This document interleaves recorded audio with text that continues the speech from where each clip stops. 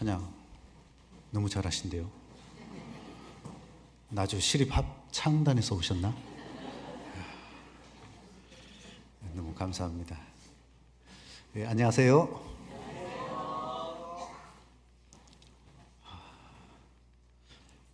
지난 주일에 와가지고요.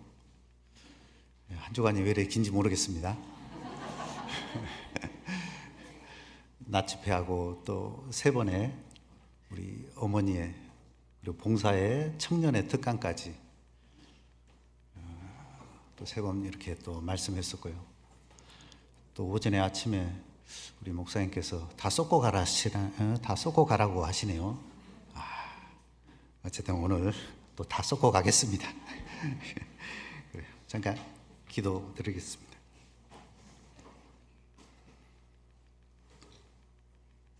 사랑이 풍성하신 우리 주님, 참으로 감사합니다. 세상 가운데 아무 소망 없이 살던 우리의 모든 삶 속에 우리 주님, 저 높고 높은 영광의 보좌를 버리고 친히 이 천하고 낮은 이 땅에 육신의 몸을 입고 오셔서 우리가 받아야 될 모든 죄와 허물을 대신 십자가 상에서 우리 주님의 그 귀한 물과 피를 모두 흘려주심으로 우리 죄를 단번에 영원히 용서해 주신 그 크고 놀라운 그 사랑에 진심으로 감사를 드립니다.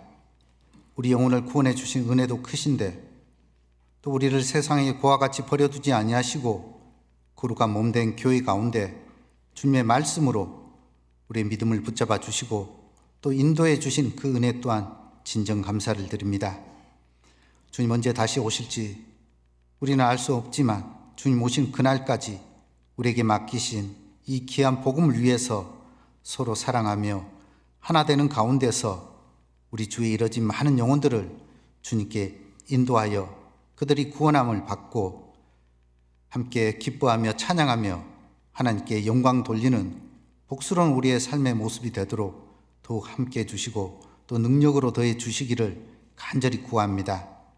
오늘 또 주일을 맞이해서 하나님의 귀한 말씀 앞에 함께 할 수 있도록 도와주신 은혜 또한 진정 감사를 드립니다. 마땅히 알아야 되고 또 깨달아야 될 부분들 깨닫게 해주셔서 주님의 이름으로 살아가는 우리의 모든 신앙 걸음이 더욱 온전케 되도록 붙잡아 주시길 또한 간절히 구합니다. 또한 이 시간 여러 가지 사정과 형편으로 함께하지 못한 우리 지체들 또한 건강히 여의치 못해 함께하지 못한 우리 식구들이 있습니다. 어디 있든지 참으로 있는 곳에서 주님 영광 위에 살아갈 수 있도록 도와주시고 또 다음에 귀한 교제 가운데 말씀 가운데 함께할 수 있도록 도와주셔서 주님의 이 귀한 은혜 가운데 항상 살아갈 수 있도록 인도해 주시옵소서. 온전히 이 시간의 모든 시종 주님의 능하신 손길에만 의탁드리며 우리를 항상 사랑하시는 예수님 이름으로 기도드렸습니다. 아멘. 시편 보겠습니다. 시편 128편입니다.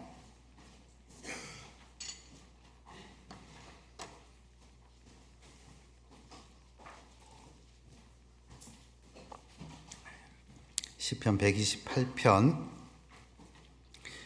1절부터 6절 간단하니까요. 같이 읽어보겠습니다. 여호와를 경외하며 그 도에 행하는 자마다 복이 있도다. 내가 내 손이 수고한 대로 먹을 것이라. 내가 복되고 형통하리로다.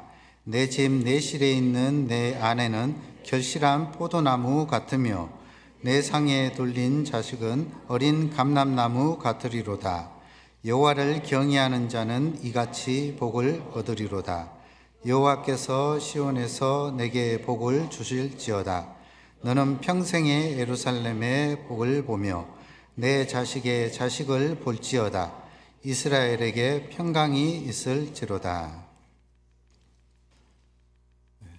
5월은 가정의 달이고 해서 목사님께서 저에게 주신 주제를 가정에 관련된 말씀을 해주시면 좋겠다 해서 또 준비를 했습니다.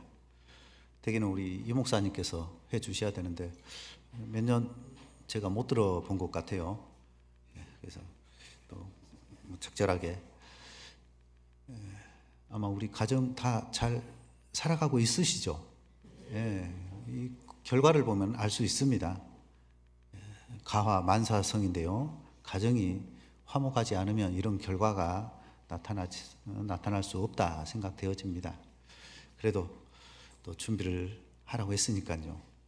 특히 어쨌든 이 가정의 달 5월 어린이날, 그리고 어버이날, 그리고 또 스승의 날. 근데 최근에 제주 학교에서 또 교사가 자살하는 참 안타까운 소식을 듣게 되는데요. 예전에는 군사부 일체로 해서요, 스승의 그 권위 또한 임금과 또 부모의 그런 권위를 가지고 있는데, 참 이 교권이라고 해야 되겠죠. 이런 부분들이 너무나 땅에 떨어지지 않았나, 좀 안타까운 그런 부분이 있는데요. 세상 교권은 그래도 참 우리 교회학교 우리 학생들 또 가르치고 있는 우리 교사 더욱 또 격려 많이 해주시고요. 아마 가장 봉사 가운데서도 3D, 3D 아시죠? 그런 봉사 가운데 하나가 우리 교사 직분이라고 생각되어집니다. 그래서 이 스승의 날이 또 해당되어 있고요.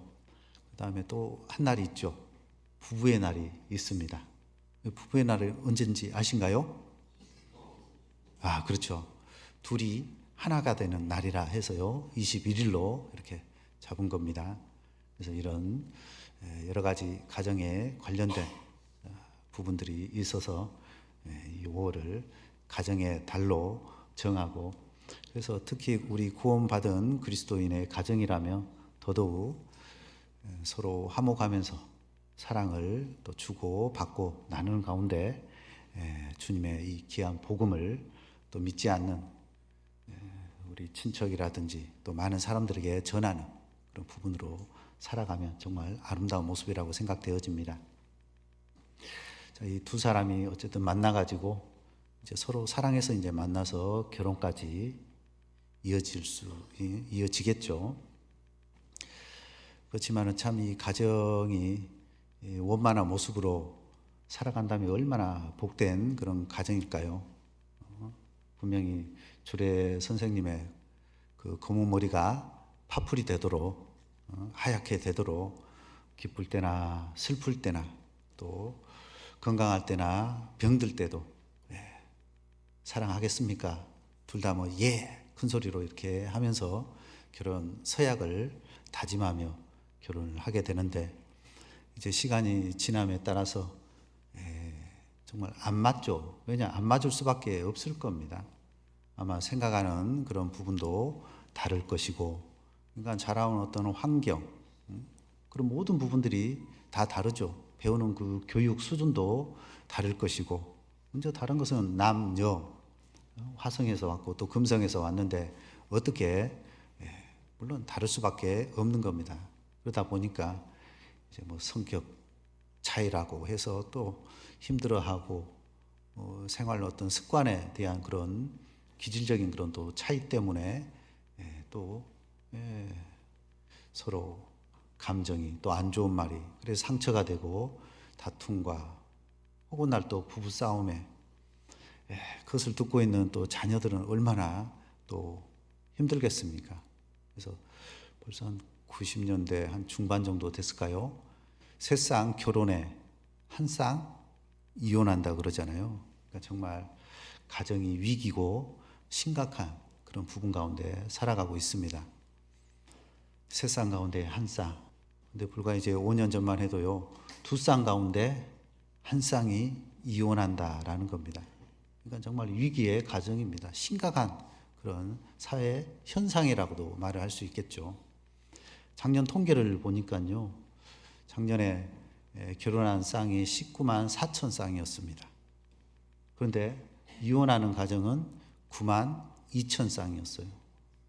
그러니까 50%는 조금 안 되지만 진짜 뭐 두 쌍 결혼하는 가운데 한 쌍은 이혼을, 물론 우리 구원받은 그리스도의 가정은 해당은 안 되겠지만은, 그런데 제가 요즘 들어보면요, 좀 심심치 않게 어떤 가정이 이렇게 이혼했다는 그런 소식도 듣게 되는데요. 참, 이 두 사람이 하나님의 영광을 위해서 분명히 만났을 건데, 결국 참 어떤 이유인지 물론 있었겠죠.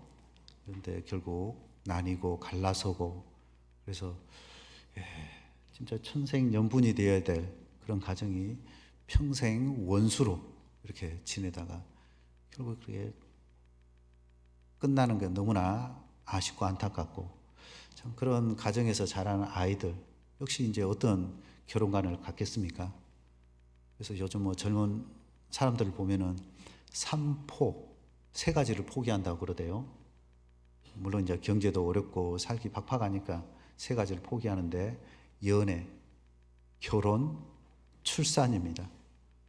갈수록 인구 절벽의 이런 부분이, 그러니까 연애도 안 하고 결혼도 안 하고 결국 아이 낳는 것까지 포기를 하고, 더 나아가서 이제 오포 두 가지가 더 추가가 되어졌는데요.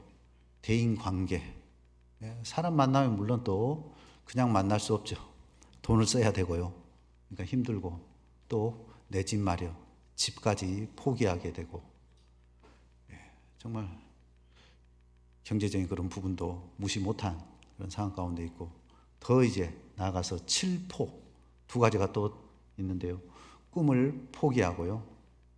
저 우리 아이들, 학생들 물으면 내 꿈이 뭐냐? 대부분 아무 생각이 없더만요. 목표가 없어요. 그리고 또 하나는 희망이 없습니다. 희망까지 포기하는. 야, 그래도 우리나라 세계 진짜 뭐 10대 강국 아닙니까? 정말 다른 나라에 비하면 엄청나게 이 경제적인 이런 부분들 성장했고, 뭐 K-팝, K-컬처, 우리 문화, 정말 세계적으로 참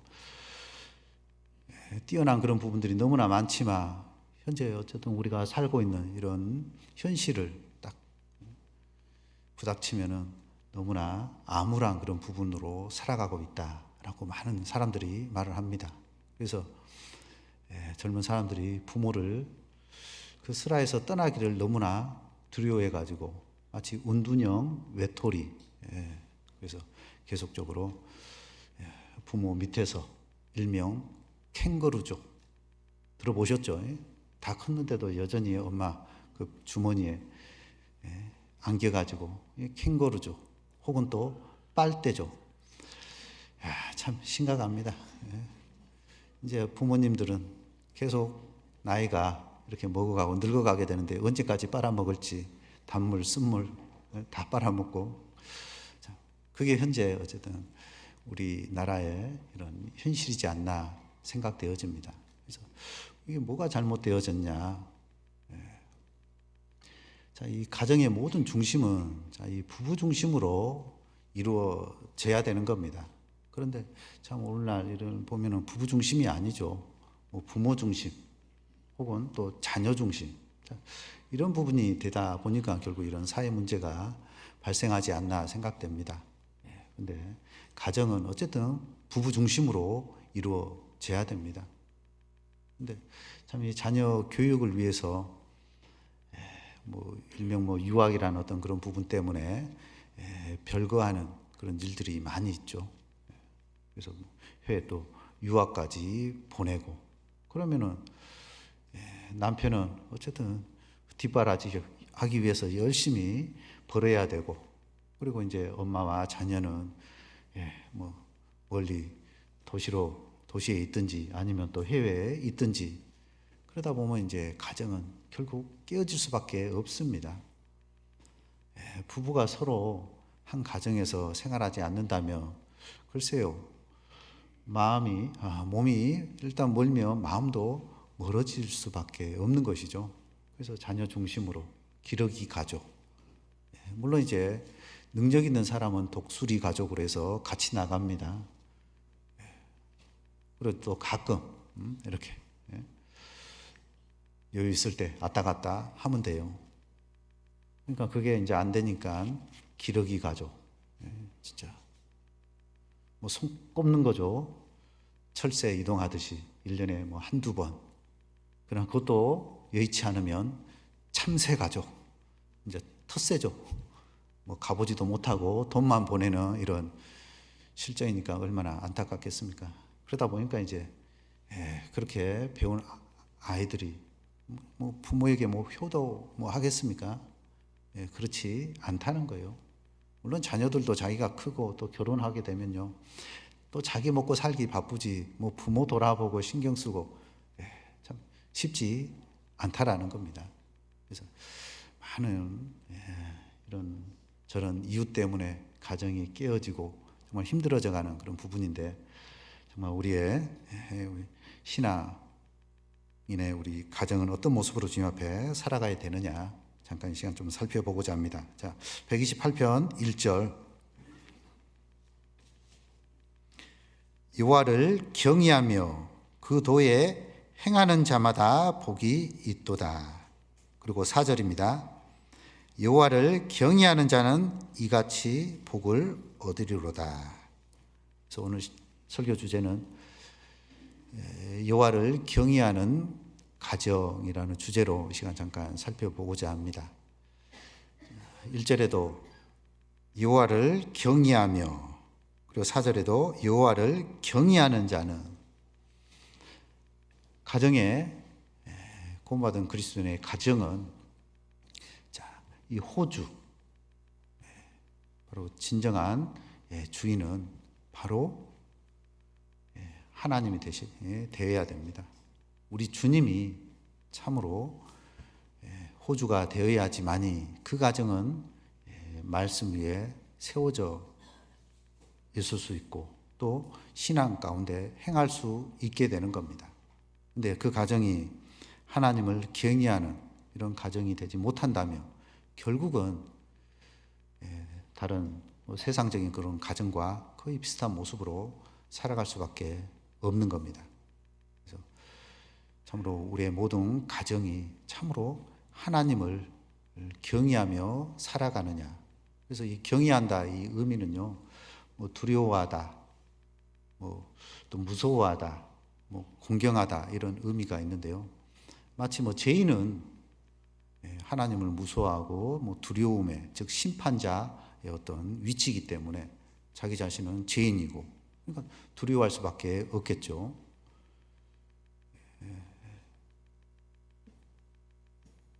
주는 그 죄를 기뻐하는 신이 아니기 때문에 시편 5편 말씀에도 주는 죄악을 기뻐하는 신이 아니시니 악이 주와 함께 유할 수 없다라고 했듯이, 이런 악인이 죄인이 하나님과 함께 할 수 없는 겁니다. 왜? 이 죄악을 기뻐하지 않기 때문에. 그래서 죄인들은 결국 하나님을 두려워할 수밖에 없는 것이죠.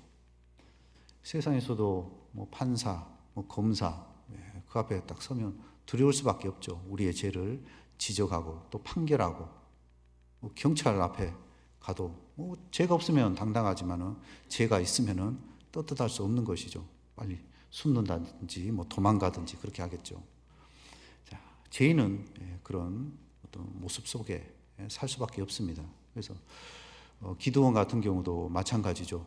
하나님의 사자를 딱 만남에, 아이고 내가 하나님을 보았다 하면서 이제 난 죽게 되었다 두려움을 말씀을 해주고 있고, 또 삼손의 그 아버지 마누아 같은 경우도 마찬가지죠.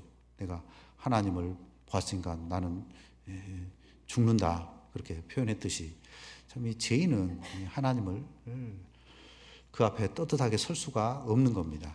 마치 아담이 죄를 짓고 범죄하고 난 이후에 자신의 그 부끄러운 수치를 나름대로 가리워 보려고 하지만은 가리운다고 해서 떳떳하지 못한 거죠. 하나님이 아담아 그 찾았을 때도 그 나무 뒤에 숨어버리잖아요. 내가 벗었으므로 두려워하여 숨었나이다. 그렇죠? 죄인은 하나님 앞에 나아갈 수 없는 겁니다. 결국 벗었으므로 두려워하여 숨을 수밖에 없는 것이 그 모습이다. 자, 구원받은 그리스도인은 그런 모습이 아니죠. 여기서 경외하는 것은 여기 존경의 의미를 가지고 있습니다. 자, 잠깐 본문 붙잡으시고요. 시편 118편입니다.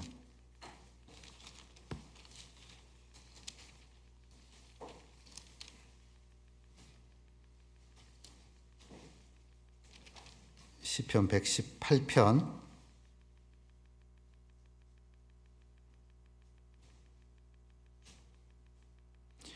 1절 말씀에 여호와께 감사하라. 저는 선하시며 그 인자하심이 영원함이로다. 그리고 건너가서 6절 7절은 같이 읽어보겠습니다. 여호와는 내 편이시라. 내게 두려움이 없나니 사람이 내게 어찌할꼬. 여호와께서 내 편이 되사 나를 돕는 자 중에 계시니 그러므로 나를 미워하는 자에게 보응하시는 것을 내가 보리로다. 주님의 이 인자를 경험하는 사람들, 주님의 사랑과 은혜를 경험한 사람들, 그건 구원받은 그리스도인이다라는 것이죠. 그런 사람들은 하나님을 그 죄 때문에 무서워하거나 두려워하는 그런 사람이 아니다라는 거죠. 오히려 6절에 그 여호와는 이제 내 편이시다. 그 주님이 이제 내 편이신 거예요. 부모의 사랑을 받은 그 자녀, 자기 뒤에 부모님이 계시기 때문에 당당하고 힘있고 큰 소리 칠 수 있는 하나님이 내 편이시다. 그렇기 때문에 우리가 어떤 것을 무서워하고 두려워하고 겁낼 것이 없다라는 것이죠. 사람이 내게 어찌할꼬. 우린 더 큰, 더 능력이 많으신 그분이 내 영혼의 주인이고 아버지시기 때문에 우린 그 하나님만을 경외하며, 즉 이 공경하며 살아가는 그런 삶을 우리의 신앙생활이라고 말을 할 수 있습니다. 그래서 이 부부라는 것은 이제 남편과 아내, 그 두 사람이 참으로 하나님을 경외하는 그런 모습으로 살아가게 된다면은 이제 자연스럽게 그 자녀들은 그 부모를 통해서 하나님을 알게 되고 또 배우게 되고 결국 이 신앙 가운데로 행할 수 있게 되는 겁니다.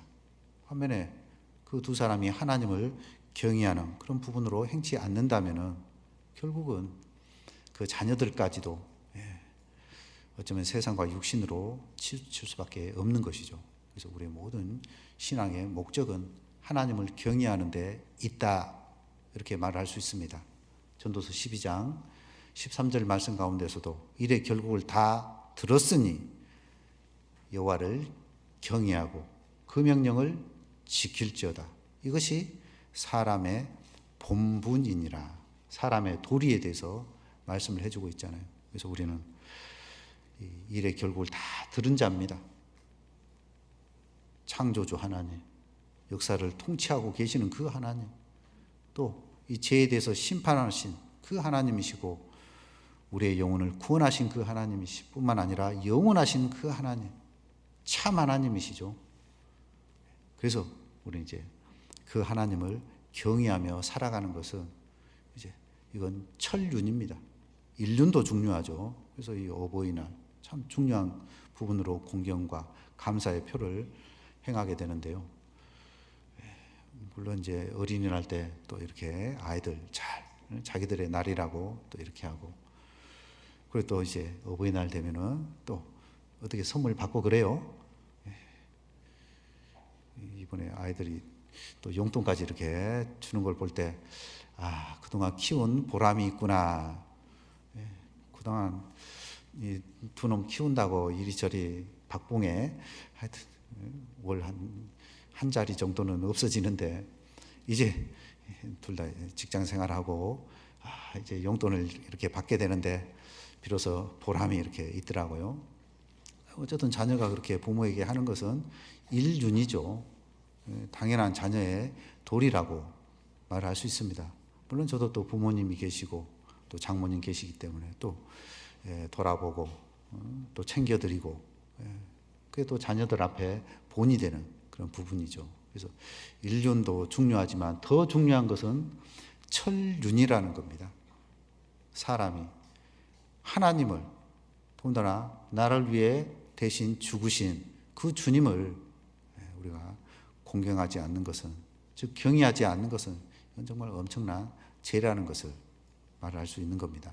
그래서 하나님을 경외하는 그런 삶은 우리 모든 신앙의 분명한 삶의 목적이다. 이렇게 말할 수 있는 겁니다. 자, 다시 시편 128편 1절 말씀에도 1절에 여호와를 경외하며 그 이후에 그 도에 행하는 자마다 복이 있도다. 그렇기 때문에 사람이 마땅히 이 여호와의 바로 이 도, 즉 하나님의 이 말씀을 행하는 자마다 복이 있도다. 하나님을 경외한다는 그 표가 뭐냐? 결국 하나님의 말씀을 순종하는 것이다 라고 말할 수 있는 것이죠. 하나님을 경외한다 하면서 그 말을 순종치 않는다. 부모를 공경한다 하면서 부모 말을 안 듣는다. 부모님의 말씀을 어긴다. 물론 저 역시 다 이렇게 순종은 못했는데요. 공부해라. 아유, 그 당시는 어떻게 공부하는 게 싫었는지 좀 더 놀고 싶고 좀 더 TV 보고 싶고 참 그랬는데 어쨌든 그래도 부모님, 어머니에 의해서 이 말씀 권했을 때 그래 효도해 드려야지. 그래도 착했는 것 같아요. 어쨌든 그래요. 제가 그래서 말씀 듣게 되고요. 이 말씀 들어보니까 이건 효도 차원이 아니죠. 분명하게 하나님 살아계심이 뭐 확실하고 이거는 하나님과의 내 문제구나. 그래서 이제 더 찾는 가운데서 하나님의 크고 또 완전하고 이 영원한 사랑을 깨닫게 됐는데요. 어쨌든 그 부모님께서 나를 낳아주신 것뿐만 아니라 말씀 가운데로 또 인도해 주시고 진짜 부모님이 안 계셨더라면 이 생명을 어떻게 제가 알고 또 믿고 할 수 있겠습니까? 자, 그래서 그 부모님의 말씀을 순종하는 것은 자녀의 또 마땅한 도리이듯이 마찬가지입니다. 하나님을 경외하는 자들의 마땅한 삶은 바로 그 도에 행하는 자, 바로 순종하는 그 사람을 말하고 있습니다. 그렇게 했을 때, 이 화가 아니죠. 축복이 주어지는 겁니다. 부모님 말씀 잘 들으면요. 자다가도 어쨌든 떡이 나오듯이, 야, 일어나 밥 먹어, 떡 먹어, 뭐, 나오듯이 마찬가지예요. 하나님은 내 편이시기 때문에요. 그 하나님만 우리가 잘 이렇게 공경하고 또 이 말씀을 순종하며 살아간다면 하나님께서 모든 좋은 것을 우리에게 주시는 분입니다. 근데 중요한 건 이스라엘 민족도 마찬가지로 순종하면 복받고 불순종하면 저주받는다. 그 언약이죠. 알고는 있지만 그들이 순종해서 복을 받았느냐? 아니다라는 것이죠. 금방 불순종하고 하나님이 아닌 또 이 우상을 숭배하고 그래서 결국은 이제 하나님의 징계를 받게 되는데요. 참 구원받고도 우리의 마음이 참 너무나 간사합니다. 세상 가운데 물론 속해 있기 때문에 근데 너무나 쉽게 또 세상으로 치우치는 우리의 삶을 보게 됩니다. 마음은 순종해야지 하지만은 어느덧 순종이 아닌 부분적인 순종 어떠신가요? 진짜 부분적인 어떤 그런 모습으로 행하는 또 나 자신 또 그런 부분들을 보게 되는데요. 참 합당치 않다라는 것을 생각하게 됩니다. 야고보서 1장 말씀에는 너희는 도를 듣기만 하고 자기를 속이는 자가 되지 말라라고 말씀을 하고 있습니다. 듣기만 하고 속이는 자. 그러니까 들었다고 해서 아는 것이 아니죠. 들었다고 해서 깨달은 것이 아니요. 자기 말씀이 아닌 겁니다. 근데 마치 안 것처럼 내 것이냐. 그런 사람 되게 이제 키만 커지고요. 또 머리만 커져 있는 거예요. 마치 가분수죠. 그러다 보니까 이제 알기만 알죠. 실제 행동, 실천은 안 하고 그래서 다른 사람을 판단하고 또 정죄하고 비난하는 그런 어리석음, 그런 죄에 빠질 수 있게 되는 겁니다. 중요한 건 실행하는 겁니다. 순종하는 거예요. 그래서 순종이 제사보다 낫고 듣는 것이 수양의 기름보다 낫다라고 말씀을 해주고 있잖아요. 그래서 우리는 참으로 이 하나님의 말씀을 순종하는 그런 부분으로 행해야 되는 겁니다. 순종으로 행한다라는 것은 결국 자기 자신을 낮추는 것이고 이 종이잖아요. 말 그대로 순수히 따르는 거잖아요. 마치 우리 주님이 히브리서 5장 말씀에도 육체로 그 계실 때 자기를 그 경외하는 자에게 그 순종하잖아요. 심한 통곡과 눈물과 강구로 그걸 들여가지고 결국 그 경외하심에서 이렇게 따르듯이 결국은 자기를 낮추는 겁니다. 자기 뜻대로 할 수 있지만은 자기 의지대로 살고 싶지만은 결국은 자기를 부인하는 겁니다. 내 뜻대로 마옵시고 아버지 뜻대로 되기를 원하나이다. 자기를 죽이지 않는다면은 결코 이 말씀을 순종할 수 없는 거예요. 여전히 자기가 높아져 있는 것이죠. 그건 교만인 겁니다. 그래서 우리 주님도 참으로 낮아지셨습니다. 온전한 그 순종으로 그 모든 삶을 살았다라고 말을 할 수 있겠죠. 그래서 우리도 정말 주님을 이 경외한다. 결국 그 말씀을 그대로 따라가는 겁니다. 하나님께서 아브라함에게 독자 이삭을 바치라고 요구했을 때 그 아내하고도 상의 안 했죠. 그 다음날 바로 즉각적인 순종으로 그대로 나아가잖아요. 그리고 이제 그 단에서 물론 3일길 많은 생각을 했을 거예요. 정말 이 말씀이 하나님께서 하신 말씀이 맞을까? 혹여 이게 또 다른 많은 육신적인 어떤 그런 고민, 갈등이 있었을 거예요. 그렇지만 3일길을 결국 가서 모리아산까지 가게 되잖아요. 그건 자기를 굴복하지 않고서는 도저히 할 수 없는 행동인 겁니다.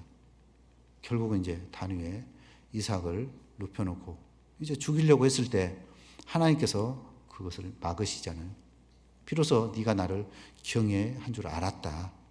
직접적으로 이제 확인이 되어지잖아요. 그 말씀을 그대로 순종하고 따르는 이 아브람. 그래서 이제 열국의 아브라함으로 그 이름이 바뀌게 되어집니다. 하나님을 경외하는 건 결국 하나님 말씀 순종에 있다. 나는 얼만큼 이 하나님의 말씀을 순종하며 살아가고 있느냐. 얼마나 나 자신을 이 말씀에 쳐서 복종시키며 살아가고 있느냐. 그렇지 않고 또 우리는 금방 세상과 육신으로 치우치는 그런 일들이 너무나 많습니다. 도를 듣고 잊어버린 자가 되지 말고 행하는 자가 되라라고 말씀하고 있잖아요. 근데 우리는 강당문 나가면, 저 교회당문 나가면 벌써 아마 50%, 집에 현관문 딱 들어가면 벌써 이제 남는 것이 거의 없을 거예요. 자, 지난주에 배웠던 말씀, 아마 주제도 기억 안 날 거고, 본문이 어딘지도 기억이 안 날 거고, 아마 오늘 배웠던 이 말씀도 다음 주 되면은 무슨 말씀이었더라? 거의 뭐 남는 게 없는 것이 어쩌면 우리의 현재의 삶의 모습이 아닐까. 그러나 참으로 우리가 하나님을 경외하며 살아간다면 이 말씀, 진짜 한 가지 말씀이라도 우리가 붙잡고 실천하는, 실행하는 자, 그런 삶을 살아간다라는 겁니다. 그래서 주님께서도 자기의 그 모든 이름 위에 하나님의 이 말씀을 높이셨잖아요. 이 말씀의 이 권위, 그러니까 그 어떤 것보다 이 말씀을 높이신 겁니다. 그래서 우리는 이 말씀을 우선시하고 이 말씀에 순종하며 따라갈 때 결국 이 복을 받는다라고 말씀을 하고 있잖아요. 4절 말씀에도 역시 여호와를 경외하는 자는 이같이 복을 얻으리로다. 그래서 참으로 하나님 앞에 복을 얻고 있는지, 그럼 지금 얻지 못하고 있는지 돌아보면 알겠죠. 왜 이렇게 내가 이렇게 하는 일이 꼬이고 왜 이렇게 잘 안 되는가, 실패하고 또 몸도 아프고 왜 이런 일들이 주어지고 있느냐. 결국 우선순위, 하나님을 경외하고 참으로 이 말씀에 순종하는 이런 부분부터 내가 잘못되어졌구나 돌이키며 살아간다면은 분명히 이건 약속하신 말씀이기 때문에 여호와를 경외하는 자는 이같이 복을 얻는다라고 말씀하고 있습니다. 그래서 우리가 이 말씀에 순종하고 하나님만을 높이고 나 자신은 철저히 종입니다. 굴복하는, 자기를 부인하는 그런 부분으로 나아간다면 분명히 하나님께서 복을 허락해 주시고 지금 현재는 이해를 할 수는 없겠지만 어쨌든 나 자신을 굴복시키면 하나님의 뜻을 경험하게 되는 겁니다. 그 호세아 선지자도 참 순종할 수 없는 그런 말씀들을 하게 되잖아요. 그 음녀, 이 고멜이란 여인과 함께 결혼을 하라는 거예요.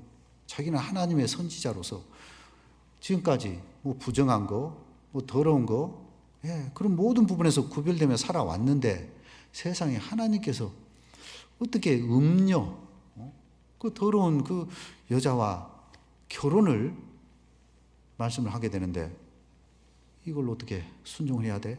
말아야 돼? 그러나 하나님의 말씀이니까 결국 순종하게 되잖아요. 자, 저도 이제 교회 청년들 이렇게 중매를 해보게 되는데요. 참 요즘은 더 힘듭니다. 저 뭐 당시 결혼할 때는 이렇게 하세요?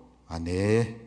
뭐 없잖아요. 그냥 왜 어르신들 또 교회 전도인 이렇게 연결해 주시면 네잖아요. 네.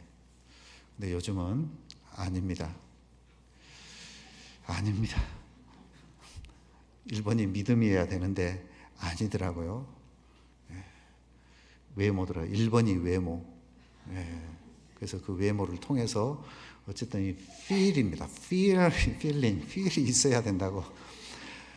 참 쉽지 않아요. 그래서 기본 3번 정도는 만나보고 좀 정해 보시라고 하지만은요, 뭐 3번이 어디 있어요? 딱 첫 느낌, 첫 만남에 아니면 아닌 거예요.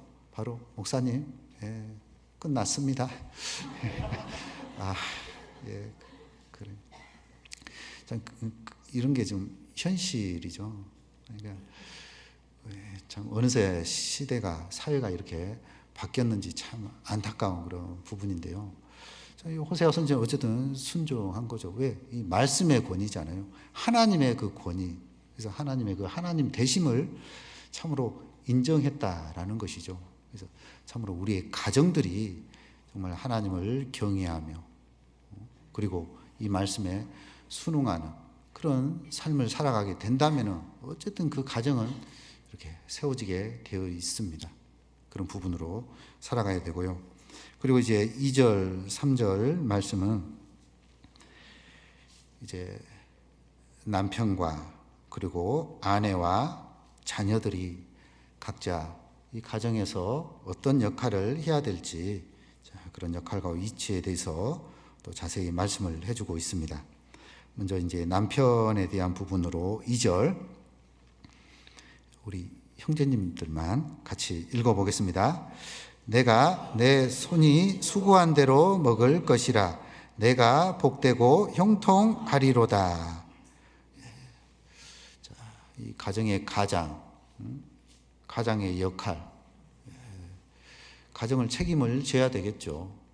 그래서 수고해서 또 땀을 흘리고 물질을 벌어서 그래서 가정을 세우는 것은 남편이 해야 될 너무나 중요한 이건 의무입니다. 뭐 해도 되고 안 해도 되는 그런 차원이 아니다. 남자라면 가장이라면 반드시 이 손이 수고한 대로 먹을 것이라. 그렇게 했을 때 이제 복되고 형통하다라는 것을 말씀을 해주고 있죠. 그래서 이제 아담의 범죄로 인해서 어쨌든 이마에 땀을 흘리지 않는다면은 결코 이제 그 소산을 거둘 수 없는 것이죠. 그래서 반드시 가장은 수고를 통해서 경제 활동을 통해서 그 수익으로 이제 하나님을 섬기고 또 가정을 세우는 것은 이건 마땅한 의무이자 역할인 겁니다. 그런데 남편이 가장이 자기 일을 하지 않고 가정에서 빈둥빈둥 놀고 있다면 자기를 하고 있지 않다면 이거 어떻게 이건 결국 합당치 않는 모습인 겁니다. 가장으로서의 자격 미달이죠. 상실된 거죠. 자, 역시 데살로니가 전서 찾아보겠습니다. 데살로니가 전서 4장입니다.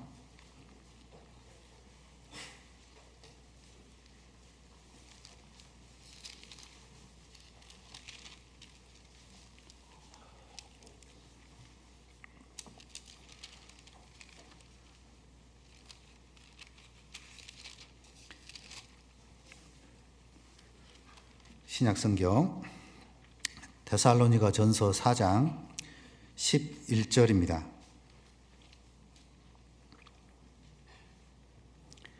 11절, 12절 같이 읽어보겠습니다.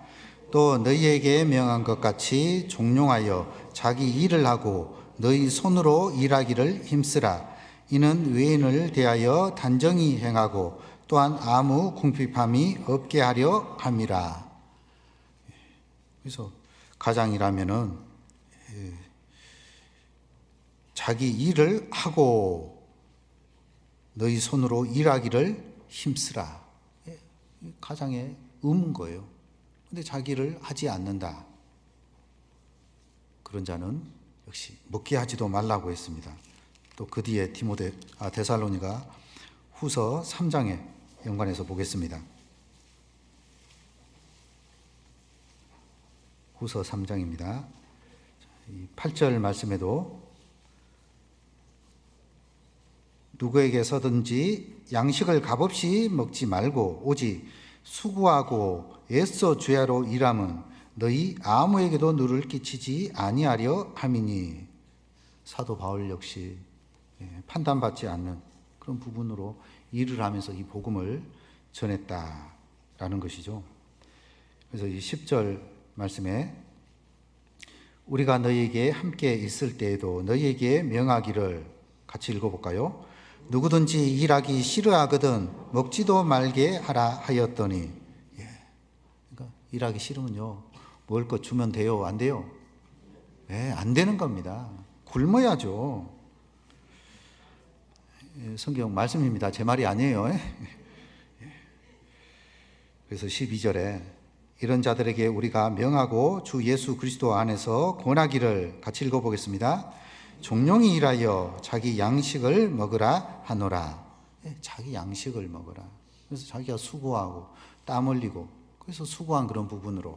근데 쉽게 돈 벌어가지고 일확천금으로 뭐 로또 뭐 주식 그런 건 진짜 이 성경적으로 합당치 않는 겁니다. 사람이 수고해서 주어진 그 소득으로 하나님을 섬기고 가정을 세워가는 것이 이제 그 가장의 본분입니다. 그러나 어쨌든 오늘날 시대 사회는 참 복잡하고 너무나 다양한 그런 시대로 바뀐 건 사실입니다. 이 당시는 농경사회, 농경문화였기 때문에 남자가 어쨌든 밖에 나가서 수고하고 땀을 흘리죠. 소산을 거둬들입니다. 그래서 농사, 바다에 종사하는 분들, 산에 임업, 그런 쪽으로 해서 1차 산업이기 때문에 이런 식으로 말을 하고 있지만은 이제 시대가 얼마나 복잡해졌습니까? 2차 제조업이 또 발달이 되어지고 3차 정보통신 기술의 이런 발달, 그리고 4차 이제 AI 이런 기술까지 얼마나 다변화되어졌습니까? 그래서 이제 꼭 남자만 일하냐? 여자도 능력 있으면 이제 나아가서 일하고 능력이 안 되는 남자가 오히려 가정에서 살림하고 가정 돌볼 수 있다라는 것이죠. 이제 시대가 바뀌다 보니까 이제 아내가 밖에서 전문적인 그런 일을 하는 것이고 1차 산업이면 어쨌든 남자가 나가서 이렇게 일을 해야 되겠지만은 그렇지 않다라는 거죠.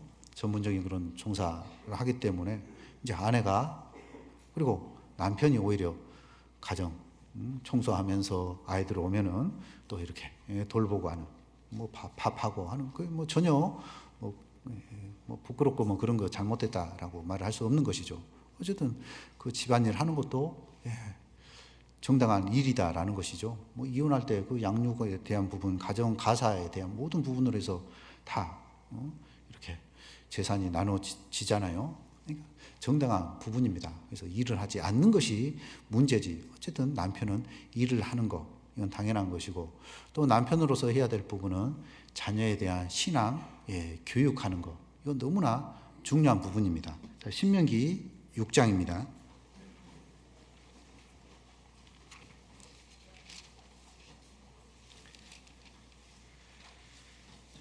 신명기 6장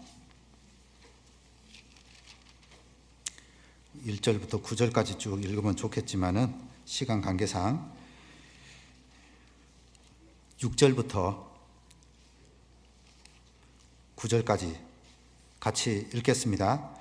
오늘날 내가 내게 명하는 이 말씀을 너는 마음에 새기고 내 자녀에게 부지런히 가르치며 집에 앉았을 때이든지 길에 행할 때이든지 누웠을 때이든지 일어날 때이든지 이 말씀을 강론할 것이며 너는 또 그것을 내 손목에 메어 기호를 삼으며 내 미간에 붙여 표를 삼고 또 내 집 문설주와 바깥문에 기록할지니라.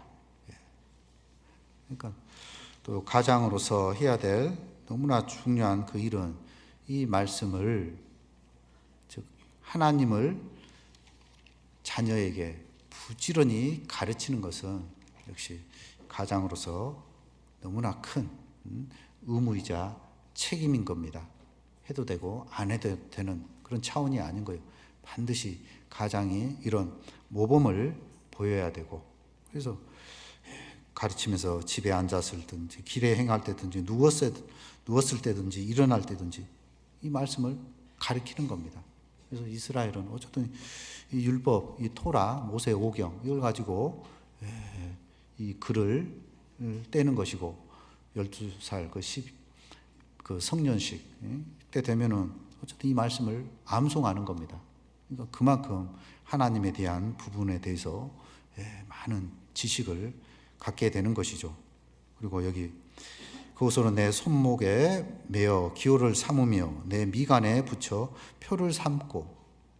그래서 오늘날 이제 울트라 오토독시에서 정통파 유대인들은 지금까지도 이런 어떤 관습, 유대 율법을 그대로 지켜가는 사람들이 있습니다.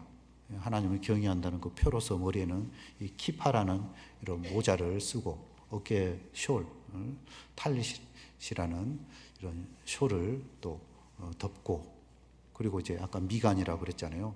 테필린이라는 그 미간에 그 띠를 두르고 손목에 이 띠를 이렇게 띄우는 겁니다. 물론 여기 이제 말씀이 이런 신명기 6장 이런 말씀이 기록되어져 가지고 항상 하나님을 경외하는 그런 삶을 살아가게 되는 것이고, 또 출입할 때 집에 이 매주자라고 하는데요. 집 문설주 바깥문에다가 매주자를 딱 걸어놔 가지고 들어가고 나오면서 하나님을 경외하고 하나님을 사랑하는 그런 표로서, 물론 또 청색 민수기 15장에도 옷에 그 끝에다가 술을 길게 청색 끈을 달게 합니다. 그런 걸 통해서 항상 이 기억 효과를 내는 것이죠. 연상 효과입니다. 죄를 지을 때도 술을 봄으로써 내가 하나님 말씀에 합당치 않는 모습으로 죄를 빨리 돌이키고 끊고, 그래서 하나님 경외하는 편으로 살아가게 되는 것이죠. 그래서 이런 부분들을 그 자녀들에게 계속 신앙을 전수하는. 참 오늘날 시대는 너무나 아까 복잡하다고 그랬죠.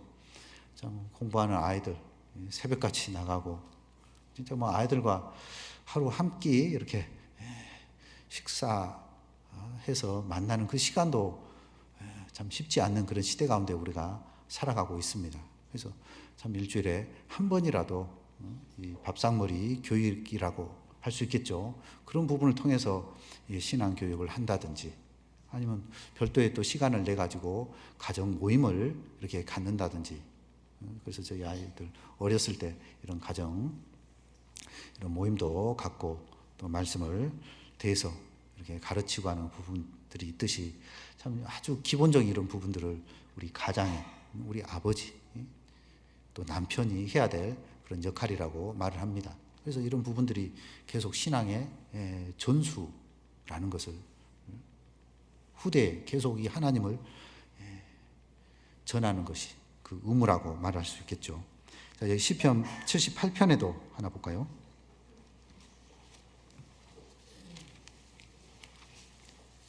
시편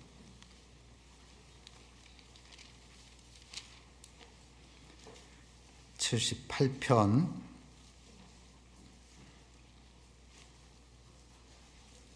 858페이지입니다. 3절 말씀에 3절부터 8절까지인데요. 제가 그냥 빨리 읽어보겠습니다. 이는 우리가 들은 바요 아는 바요 우리 열조가 우리에게 전한 바라. 우리가 이를 그 자손에게 숨기지 아니하고 여호와의 영예와 그 능력과 기이한 사적을 후대에 전하리로다. 여호와께서 증거를 야곱에게 세우시며 법도를 이스라엘에게 정하시고 우리 열조에게 명하사 저희 자손에게 알게 하라 하셨으니 이는 저희로 그 이후에 같이 읽어보겠습니다. 8절까지. 후대 곧 후생 자손에게 이를 알게 하고 그들은 일어나 그 자손에게 일러서 저희로 그 소망을 하나님께 두며 하나님의 행사를 잊지 아니하고 오직 그 계명을 지켜서 그 열조 곧 완고하고 패역하여 그 마음이 정직하지 못하며 그 심령은 하나님께 충성치 아니한 세대와 같이 않게 하려 하심이로다. 그래서 하나님은 그 백성이 이 완고하고 패역하고 그 마음이 정직하지 못한 그런 백성임을 알고 있었던 겁니다. 그럼에도 불구하고 하나님의 이 말씀, 그 자식은 또 그 자녀에게, 후대에게 계속 전할 것을 말씀을 해주고 있습니다. 그래서 하나님으로 소망을 두고 살아갈 것을, 그 행사를 잊지 말 것을 이렇게 말씀을 해주고 있는데요. 정말 우리가 우리 자녀에게 이런 모든 부분들을 가르치는 것은 마땅한 겁니다. 그래서 이 가르친다 해서요, 실제 부모 자기 자신은 정작 행하지 않으면서 말로만 행하는 것은 이거는 교육이라고 말을 할 수 없죠. 어쨌든 등으로 배우는 겁니다. 부모의 삶의 어떤 모습, 행실을 보고 배우는 거예요. 부모가 집에서 성경 읽기를 하지 않는데 어떻게 자녀가 그 모습을 행하겠습니까? 먼저 부모가 성경을 읽는 그런 모습들, 그런 부분들을 실천하는 삶을 통해서 자녀가 말씀을 가까이 하고 또 순종의 그런 모습을 살아가게 되는 것이죠. 이게 자연스럽게 이어지게 되는 겁니다. 참, 이 영국이라는 나라는 청교도 한때 이 복음이 힘있게 전해지고, 요한 웨슬리, 그리고 이제 청교도 마지막 찰스 스펄전, 저도 이제 영국에 6개월 단기로 있었을 때 그 엘리펀트 그 캐슬이라는 이 스펄전이 또 목회했던 그런 교회당도 이렇게 가봤는데요. 그러나 지금 현재 이 영국의 이 복음의 명맥, 벌써 끊어진 지 오래됐습니다. 없어요. 제가 2007년도에 들어갔었는데요. 벌써 그 당시만 해도요, 교회당, 그 교회당은 이제 나이 많으신 어르신들 몇몇이 이렇게 앉아 계셨고, 그리고 대부분의 교회는 이 무슬림, 아랍 해교입니다. 그들이 이렇게 사들여가지고 그들의 회당으로 바꾸고, 또 무슬림이 아닌 그런 교회당은 또 술집으로 이렇게 바뀌어 버린 겁니다. 그러니까 지금은 더하면 더했지, 거의 이 복음은 끊어지고 없는, 상실된 그런 상황 가운데 있는 거예요. 왜 그러냐? 전수에 대한 실패죠. 이 후대. 그래서 혹자는 말하기를 참 이 복음이 3대가 가기는 힘들다, 이런 말을 하게 되는데요. 진짜 우리 교회도 벌써 1대, 2대, 또 3대 해서 정말 이 복음이, 그래서 계속 우리는 이 복음을 지켜나가야 돼요. 그러기 위해서는 가장 기본적인 진짜 이 가장의 그 역할이 너무나 중요하죠. 반면에 이 무슬림은요, 전 세계 나가서 어쨌든 그 나라에서 결혼을 해가지고, 그리고 또 자녀를 놓죠.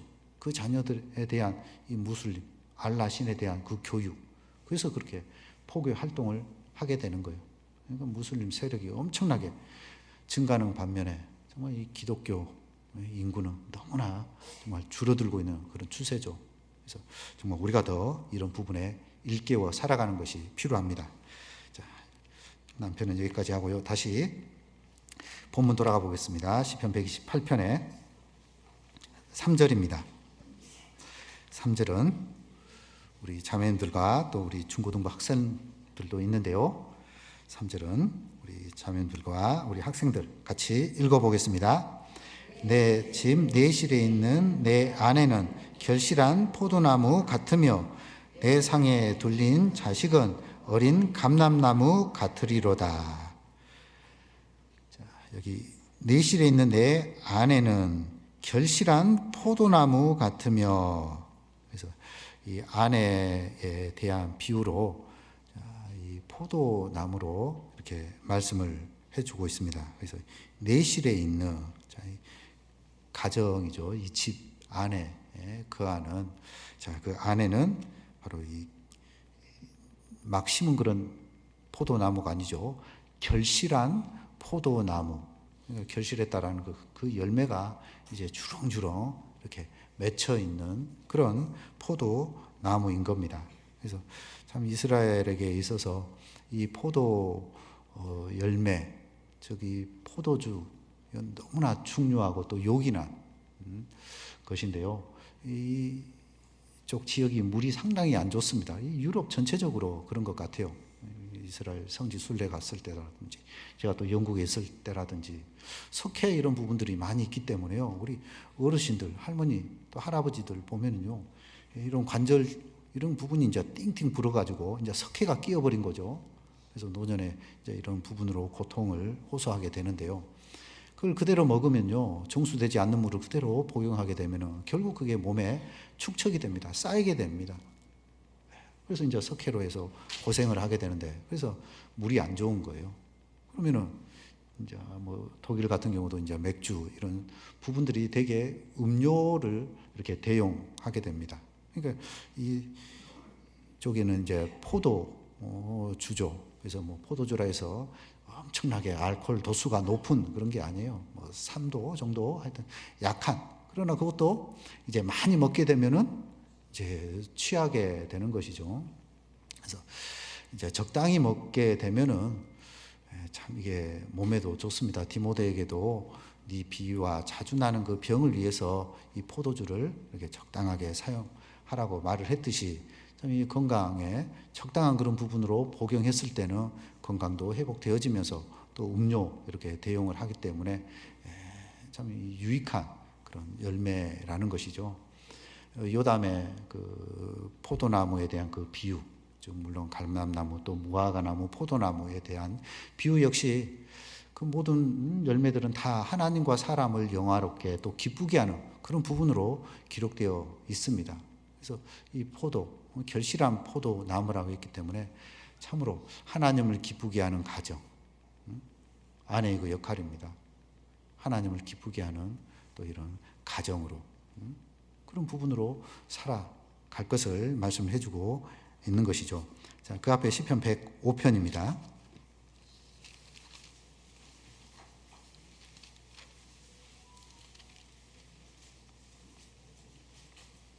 시편 104편 15절입니다.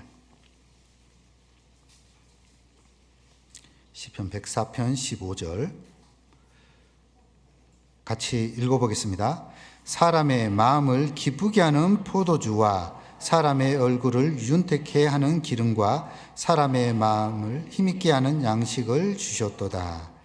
자, 하나님께서 이 사람의 마음을 기쁘게 하는 포도주.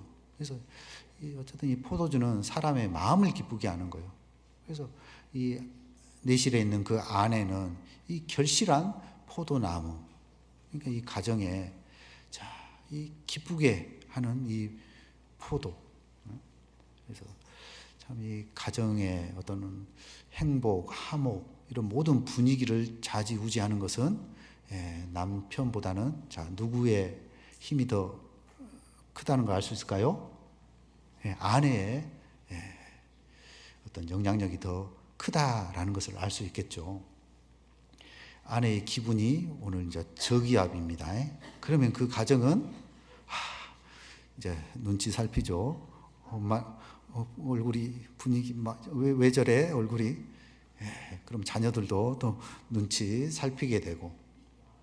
그러나 그 아내가 엄마가 아주 밝아 있어요. 행복한 거예요. 그러면은 그 집안은 당연히 밝아질 수밖에 없는 것이죠. 그래서 과연 나는 나의 이 가정 가운데 이 트러블 메이커인지 피스 메이커인지 완전히 모든 불화의 원인이 나로 인해서 작용하는지 아마 또 화목의 어떤 그런 모든 부분이 그 주체가 어쨌든 그 아내의 역할이 크다라는 겁니다. 그래서 아내, 다른 말로 말하면 아내의 해. 그것이 이제 좀 줄여져 가지고 아내로 이렇게 줄였다는 말이 있는데, 예, 그건 믿거나 말거나입니다. 하여튼 아내, 어쨌든 가정의 해입니다. 그 해가 먹구름으로 드리워 가지고 우중충한 저기압으로 해서 이제 비가 쏟아질 것 같은 그런 분위기라면 이제 살벌하죠. 그래서 참 다투는 여인과 사느니 그냥 혼자 움막에 사는 것이 낫다라고 또 잠언에 말씀하고 있죠. 들어갔는데 이제 바가지 긁고 구박하고 하면은 아이고 차라리 그냥 광야에서 혼자 사는 것이 낫지, 안 그럴까요? 이런저런 잔소리 듣고 왜 이렇게 된다고 하면서 하면은 그렇게 해서 이제 또 가정이 깨지는 그런 부분이 있는데요. 어쨌든 이 결실하는 포도나무라 그랬습니다. 그러니까 가정의 모든 이 기쁨을 주는 또 화목을 주는 그 모든 이 원인이 아내로부터 주어진다라고 말을 할 수 있습니다. 그렇게 해서 이제 가정 일을 잘 돌보고 또 돌아보고 세워가는 그런 부분으로 힘써야 되겠죠. 그런 부분에 대해서는 이제 잠언 31장에 이렇게 쭉 말씀을 해주고 있는데, 정말 이 현숙한 여인, 다른 말로 말하면요, 팔뚝이 굵은 여인으로 이렇게 표현할 수 있습니다. 팔뚝이 굵다라는 건 건강한 여인입니다. 그러니까 그만큼 이 집안일을 하는 게 쉬운 게 아니에요. 저도 가끔 이제 집안일 이렇게 도와주는데요. 하여튼 이게 쉬운 게 아닌 겁니다. 이 건강해야 그런 일들을 잘 감당할 수 있습니다. 근데 아내가 건강하지 못하면 역시 이제 또 어쨌든 가정 가운데 한 사람 아프면 온 가족이 또 다 아프고 또 근심할 수밖에 없는 겁니다. 그래서 정말 우리 자매들은 특별히 더 자기 건강 관리 이렇게 힘쓰며 관리 이렇게 잘하며 살아가는 것은 더군다나 더욱 중요한 부분으로 이렇게 말을 할 수 있습니다. 이삭의 아내 리브가 그는 얼마나 건강했습니까? 그 약대 12마리를 데리고 엘리에셀, 그 아브라함의 그 종이 데리고 오잖아요. 그래서 엘리에셀만 물 이렇게 대접한 것이 아니고 그 12마리 낙타에게도 내가 물을 이렇게 준비해서 주겠습니다. 그 우물을 떠서 준다는 것은 여간 힘든 일이 아니죠. 그러니까 건강해야지만이 그렇게 대접할 수 있는 겁니다. 그래서 이 건강 관리, 우리 자매들은 특별히 이렇게 잘 함으로써 가정을 이렇게 기쁘게 또 화목하게 하는 그런 부분으로 세워져 가는 것은 너무나 중요합니다.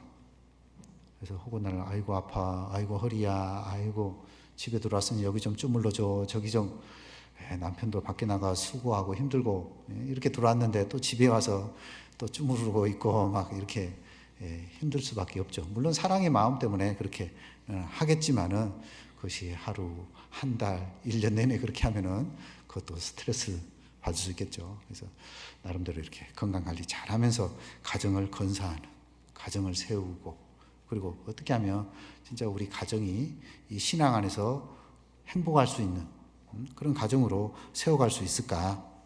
그런 부분으로 잘 이렇게 다스려 가야 되겠죠.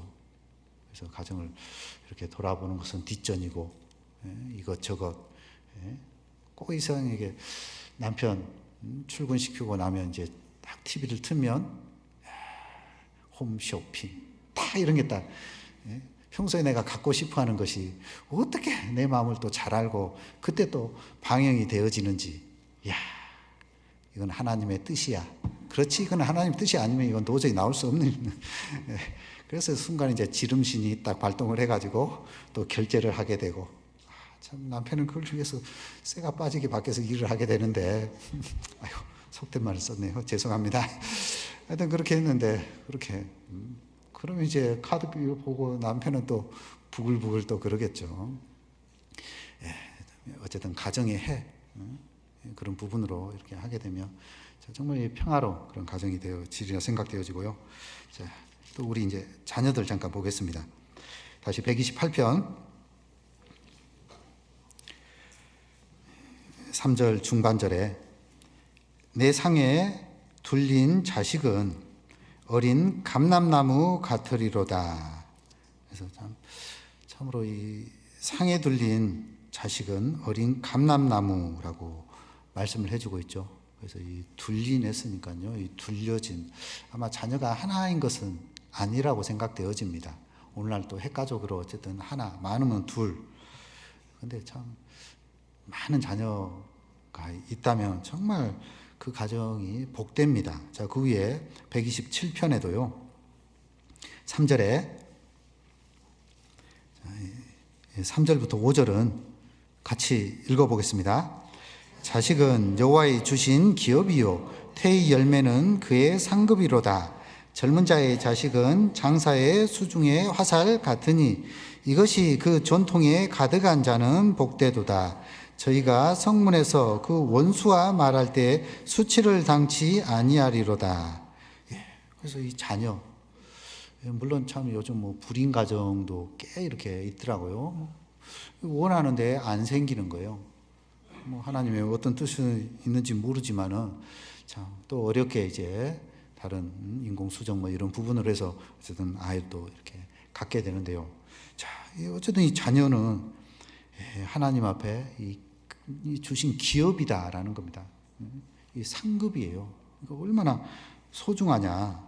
태열매는 그의 상급이고, 그래서 젊은 자의 자식은 이 장사의, 이 용사의 수중에 있는 화살과 같다.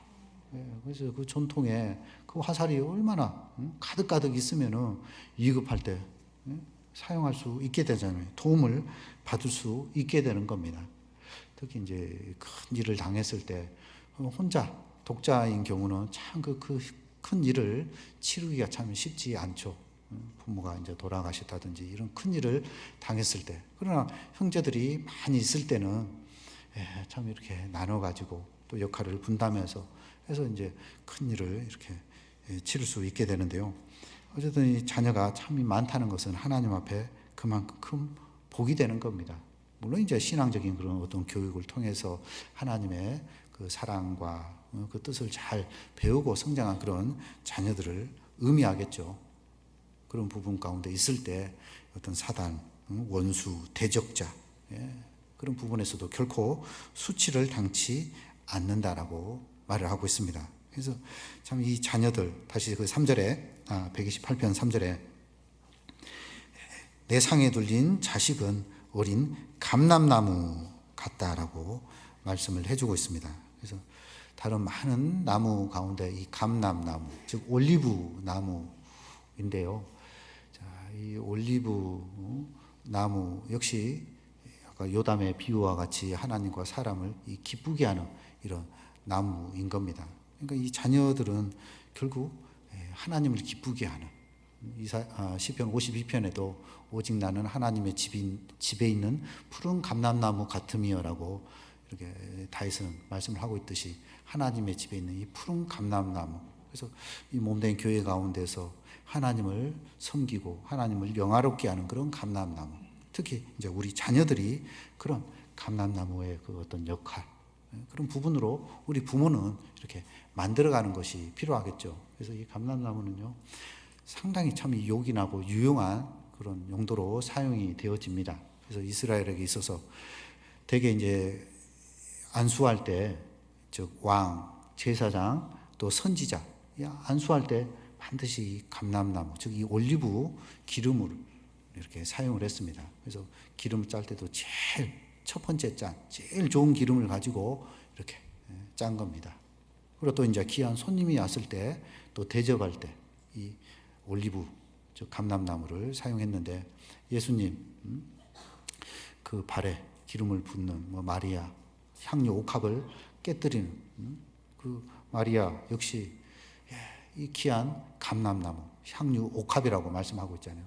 그러니까 참으로 이 기름 부음을 받을 때 사용했던 이 감람나무, 그리고 이제 두 번째는 식용, 먹을 수 있는 그 음식으로 해서 준비된 감람나무, 이 오일입니다. 이제 두 번째 그래서 이 식용으로 사용했기 때문에요, 사람 건강에도 너무나 유용한 그런 부분으로 사용이 되어지죠. 이 감람, 이 올리브 이 오일, 그래서 뭐 이 고온 압착도 있고 이제 또 저온 압착이 있고, 저온 같은 경우는 이제 그냥 야채 샐러드로 해서 이렇게 먹기도 하고, 이제 고온 같은 경우는 이제 튀김류나 이런 요리로 해서, 그래서 다른 이런 기름, 뭐 대표적으로 뭐 식용유, 뭐 또 카놀라유, 카도놀라는 그 카놀라유도 있고, 뭐 해바라기 뭐 이런 건 좀 인체에 안 좋은 그런 부분이 있지만, 참 이 올리브유는 좀 비싼 게 좀 문제가 되어지지만 너무나 참 유용한 그런 기름입니다. 참 저도 지금 현재 복용하고 있는데, 아침에 일어났을 때 공복으로 이 레몬과 그리고 올리브유 한 숟갈씩 이렇게 공복에 먹고 있는데요. 이 뱃살 빼는데 또 특효라고 하더라고요. 물론 이제 다이어트도 좋고요. 또 뭐 피부 미용도 좋고, 하여튼 이 올리브유가 이 범사에 식용으로 했을 때 너무나 이 좋은 부분이 있습니다. 어쨌든 우리 이 자녀들이 지금 그런 모습입니다. 내 상에 들린 자, 이 자녀들이 자, 이 감람나무라고 이렇게 말을 하고 있을 때, 자, 이 식용도 될 뿐만 아니라, 그다음 누가복음 10장에서는 그 강도 만난 자에게 상처를 치료하는 그 또 치료 효과에도 또 탁월한 효능이 있습니다. 상처를 치료하고 싸매는데 이 기름을 사용을 했듯이. 그리고 이제 마지막 이제 또 세 번째 이렇게 짜진 그 기름은요, 이 불을 밝히는 이 촛대에 불을 밝히는 그 기름으로도 또 사용을 했던 겁니다. 그래서 이 기름을 빛을 발하기 위해서는 반드시 기름이 있어야 되잖아요. 그게 바로 올리브 기름인 겁니다. 그래서 우리 자녀들을 어떻게 준비하고 이렇게 키워가야 되느냐. 자, 이 왕 같은 제사장으로. 자, 그런 부분으로 우리 자녀들을 키워가야 됩니다. 또 많은 사람들을 섬기고 또 대접하는 그런 부분으로. 근데 너무나 자기밖에 모르는 거예요. 물론 이제 하나 둘이기 때문에 오냐 이쁨을 받고 이렇게 금이야 오기야 이렇게 받고 자라가기 때문에 오직 자기밖에 모르는 거예요. 남을 대접하고 섬길지 모르는 겁니다. 젊은 사람들 보면 거의 다 뭐 더치페이죠. 내 먹는 건 내가 계산한다. 참 그런 문화가 이렇게 형성되어져 있는데요. 어쨌든 이 대접하는 이런 모든 부분도 이 감람나무의 이런 역할이고요. 또 식용, 우리가 먹는 데 있어서 음식으로 사용되어지기 때문에요. 또 그런 용도, 또 상처를 또 치료하는, 그래서 양식의 이런 부분들, 그리고 또 다른 사람의 어떤 허물, 아픔, 상처까지 이렇게 싸매주고 또 돌봐주는 어떤 그런 부분으로 키워가는 것 뿐만 아니라, 또 세상의 빛, 우리를 세상의 빛으로 불러주고 있잖아요. 그래서 우리 자녀들도 동일하게 세상의 어떤 그 빛의 그런 모습으로 키워가는 것은 이 부모로서의 그 너무나 중요한 어떤 교육이라고 말을 할 수 있습니다. 그래서 우리 자녀들은 지금 현재는, 저도 뭐 우리 아이들 성장했을 때 참 한심도 나오고, 이런 아이들이 진짜 똑바로 살아갈 수 있을까? 그러나 참 이렇게 그 교육을 통해 가지고 어쨌든 이 교회 안에, 교제 안에 있고 또 직분을 맡아서 또 주님을 위해 살아가는 그런 부분을 볼 때 너무나 감사가 되어집니다. 그래서 현재 정말 모순투성이고 뭐 못한 거 그런 부분이지만은 그 아이들을 위해서 더 기도하고 하나님께서 어떻게 바꿔 가실지 모르는 겁니다. 정말 훌륭한 이런 제목으로 주님께서는 만들어 가시는 겁니다. 또 저희 어머님 얘기를 해서 좀 그런데요. 저희 어머니 일반교회 이렇게 다니셨을 때도 새벽 기도 갈 때, 그리고 이제 다녀오시고 난 이후에 항상 저희 삼형제 머리맡에 앉아서 정말 눈물을 흘리면서 기도하는, 저희는 이제 어렸을 때 이제 선자매라고 하겠죠. 어머님이 또 오늘도 우리를 위해서 기도해 주고 계시네. 그게 어릴 때부터 그게 딱 마음에 남아 있어가지고 커서 잘해드려야 되겠다, 그런 생각으로 이렇게 자라왔습니다. 그리고 이제 우리 말씀 듣고 어머님께서 구원 받으시고 이제 비로소 이제 삼형제 이렇게 전도하는 그런 부분에 제가 제일 먼저 그렇지 효도해 드려야지, 그래서 이제 말씀을 듣게 됐는데요. 어쨌든 기도하며 자란 아이는요 결코 어긋나지 않습니다. 실망시키지 않는 거예요. 그래서 더더욱 정말 자녀들을 위해서 기도할 수 있는 우리 부모가 되어야 되는 겁니다. 무궁무진합니다. 어떻게 바뀔지 모르는 거예요. 요한계시록 11장에는요. 요한계시록 그 11장에는 이제 이스라엘 민족의 그 14만 4천을 구원하기 위해서 하나님의 그 두 증인이 있죠. 그 두 증인, 두 감람나무와 두 촛대로 이렇게 말씀을 해주고 있어요. 즉 주님을 증거하는 사람, 두 사람. 그래서 사도 요한을 이 감람나무로 비유를 하고 있는데, 그 사람 스가랴 4장에서 찾아보겠습니다. 스가랴, 학개, 말라기 이렇게 연결되는데요. 구약성경 1315페이지입니다.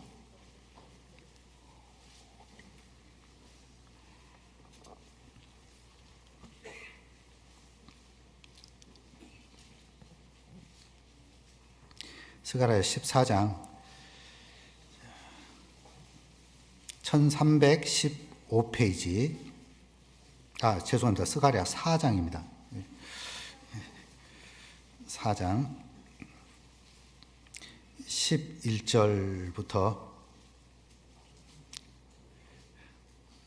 끝까지 제가 읽어보겠습니다.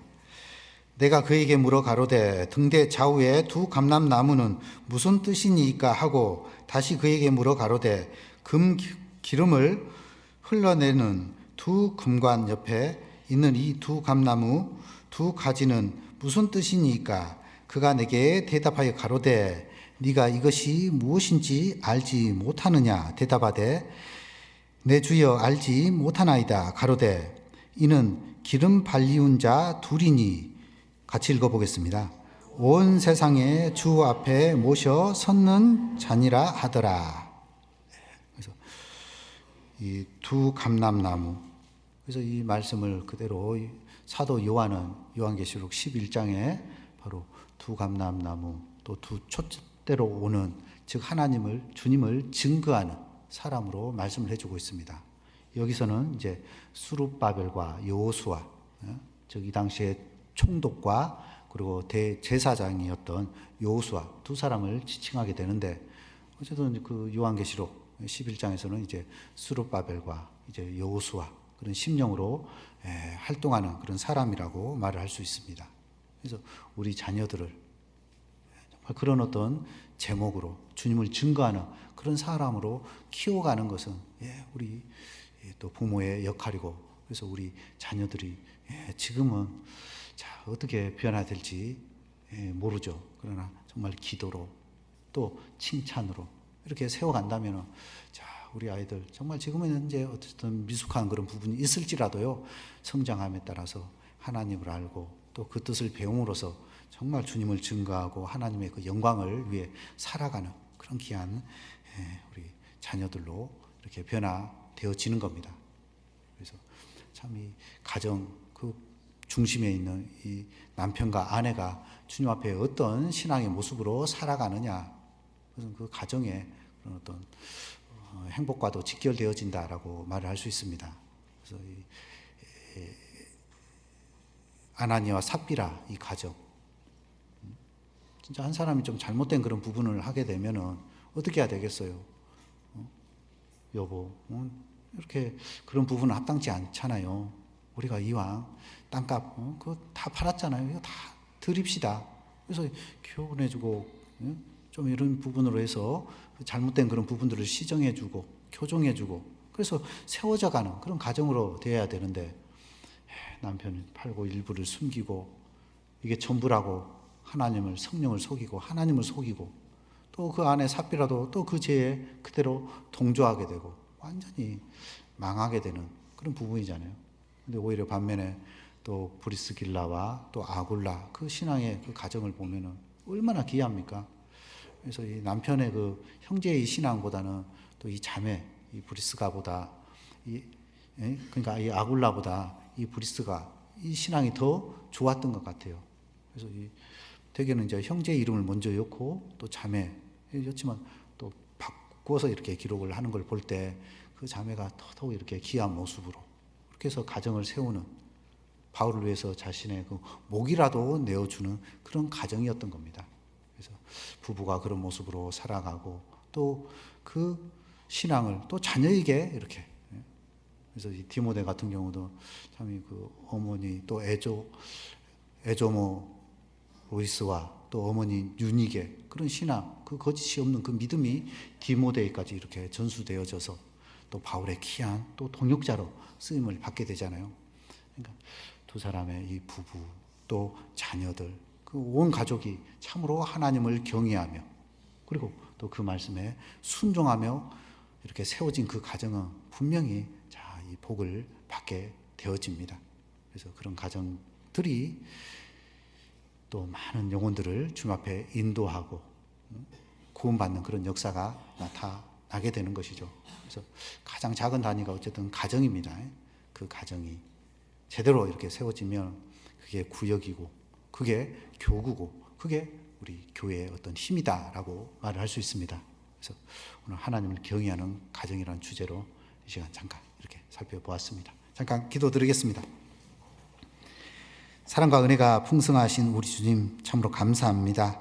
가정의 달을 맞이해서 참으로 우리 각 가정이 주님 앞에 더 귀한 모습으로 세워져 갈 수 있도록 도와주시고, 남편은 남편의 역할과 또 아내로서의 또 그 역할을 잘 감당하고, 또 우리 자녀들은 자녀로서의 자신의 어떤 위치를 잘 배우며 나가는 가운데서 온 가족이 하나님의 영광과 또 이 복음에 합당한 모습으로 세워져 갈 수 있도록 도와주시길 간절히 구합니다. 이로 인해서 관계된 많은 사람들이 주님을 알고 또 주님께 돌아와 구원받고 함께 하나님을 찬양하는 아름다운 모습으로 세워져 갈 수 있도록 또한 은혜 베풀어 주시옵소서. 내일부터 우리 담임 목사님 마산교회 집회 나가게 됩니다. 하나님 말씀 담대하게 선포함으로 많은 영혼들이 구원받고 돌아올 수 있도록 주님께서 함께 역사해 주시고, 또 6월 9일과 또 6월 23일부터 있는 교구 집회와 또 우리 대집회 가운데 함께 해 주셔서 인도된 많은 영혼들이 하나님의 크신 사랑을 깨닫고 교회가 목표로 하고 있는 2025 300 이런 모든 목표를 이루어가는 우리 교회가 되도록 주님께서 도와주시옵소서. 남은 모든 시간도 오직 주님께 의탁드리며 우리를 항상 사랑하시는 고마우신 예수님 이름으로 기도드렸습니다. 아멘.